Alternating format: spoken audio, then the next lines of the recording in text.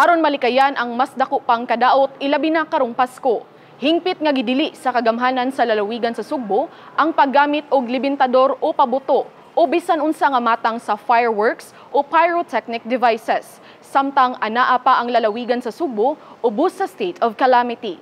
Kini aron malikayan ang sunog, ilabi na kay daghang mga kabalayan karon ang nagpundo og mga gasolina nga gamiton sa ilang mga generator sets. Ug daghan pa usab ang mga nangabali nga mga kahoy nga wala pa malimpyuhi. Miluwat si Gobernador Gwendolyn Garcia og executive order kabahin niini karong adlaw lang Disyembre 24, bispera sa Pasko.